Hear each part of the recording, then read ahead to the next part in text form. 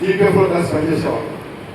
జీపీఎఫ్లో కలిసి పనిచేస్తున్నప్పుడు నేను మీ అందరికీ తెలుసు, షేర్ మార్కెట్లో బాగా విపరీతంగా దెబ్బతిని నేను నా మనస్తత్వానికి ఏంటంటే నన్ను డబ్బులు అడగాలంటే కొంచెం సంకోచం. నేను ఎవరిని అడిగేవాడిని కాదు.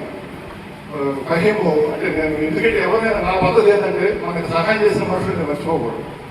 ఈయన నా పరిస్థితి గమనించి నేను అడగను అడగాలి 10,000 రూపాయలు అంటే 10,000 రూపాయలు అవసరం మనకి పెద్ద వద్ద కాకపోవచ్చు. కానీ ఆ రోజుల్లో 10,000 బలవంతంగా నా జేబులోకి నా దగ్గర అంత మొహాలు నువ్వు వాడుకో, నీ దగ్గర ఉన్నప్పుడు అంటే నేను ఎందుకంటానంటే మన మనస్సును మనం అడగపోయినా కానీ మన మనస్సును గుర్తిరిగి మనం పడే బాధల్ని వాళ్ళు తలుచుకొని ఆ సమయానికి సహాయం చేయాలి అనే ఆలోచన వచ్చిన మహానుభావుడు. కాబట్టి నాకు అప్పటి నుంచి చాలా ఆత్మీయుడయ్యాడు.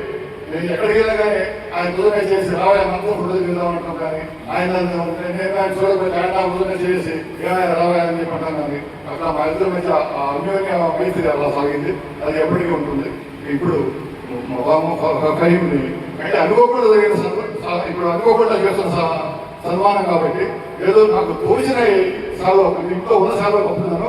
దయచేసి పెద్ద మనసు చేసుకుని నన్ను క్షమిస్తానని ఆశిస్తున్నాను.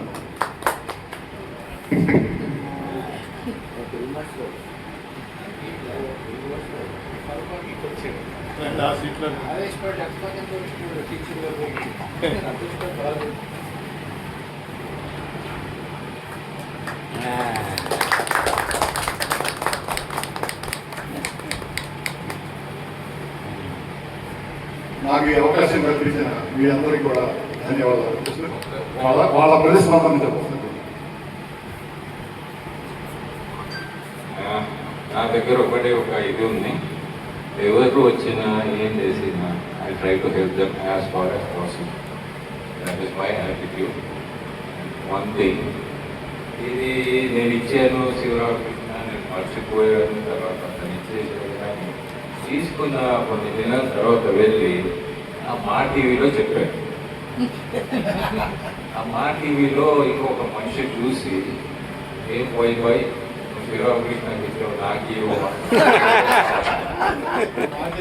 అతను కూడా 2,000 ఇచ్చాను.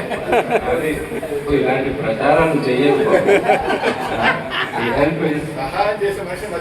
మర్చిపోలేదు, గుర్తు పెట్టుకో చాలు. కానీ ప్రచారం చేయడం రేపు పొద్దునే నాకు అవసరం పడితే నువ్వు కూడా